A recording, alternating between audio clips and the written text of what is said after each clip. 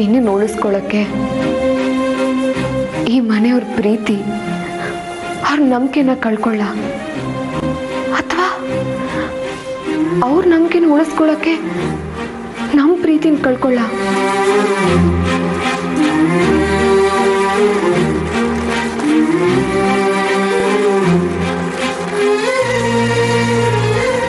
ನನ್ಗೇನು ತೋಚ್ತಿಲ್ಲ. ಆದ್ರೆ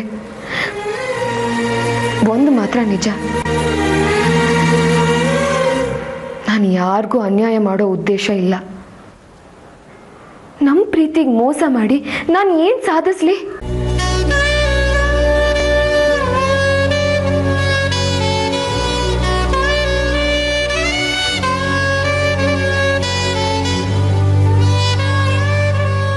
ಡೆಸ್ಟಿನಿ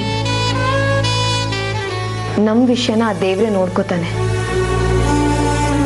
ಚಾರುನ ನೆನೆಸ್ಕೊಂಡ್ರೆ ನನ್ನ ಮನಸ್ಸು ಸ್ವಾರ್ಥಿ ಆಗಬೇಡ ಅನ್ನತ್ತೆ. ನನ್ನನ್ನು ಇಷ್ಟಪಡೋ ನೀನು ಹಾಗೆ ಯೋಚನೆ ಮಾಡಬೇಕು ಅನ್ನೋದು ನನ್ನ ಆಸೆ. ಇದನ್ನು ಸ್ವಾರ್ಥ ಅನ್ಕೋಬೇಡ ಪ್ಲೀಸ್.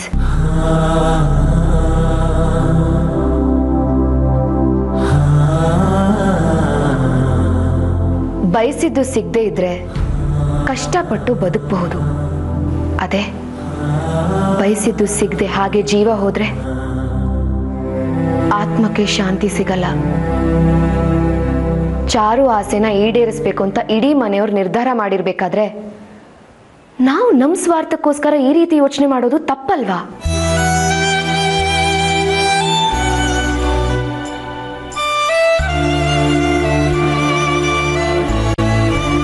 ನಮ್ಮ ಆಸೆಗಳಿಗೋಸ್ಕರ ಮನೆಯವ್ರ ಮನ್ಸಿಗೆ ನೋವು ಮಾಡೋದು ಸರಿನಾ?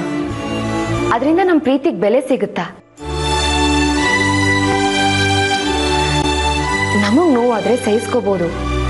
ಅದೇ ನಮ್ಮ ಪ್ರೀತಿ ಬೇರೆಯವ್ರ ನೋವಿಗೆ ಕಾರಣ ಆದ್ರೆ?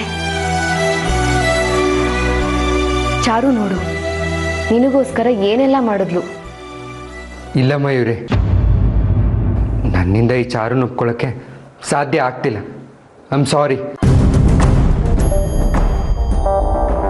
ನೀನು ಅವಳನ್ನ ಮದುವೆ ಆಗೋಕೆ ಒಪ್ಲಿಲ್ಲ ಅಂದ್ರೆ ನಮ್ಮ ಪ್ರೀತಿ ಮೇಲೆ ಆಣೆ, ಪ್ರೀತಿ ಮೇಲೆ ಆಣೆ, ಪ್ರೀತಿ ಮೇಲೆ ಆಣೆ.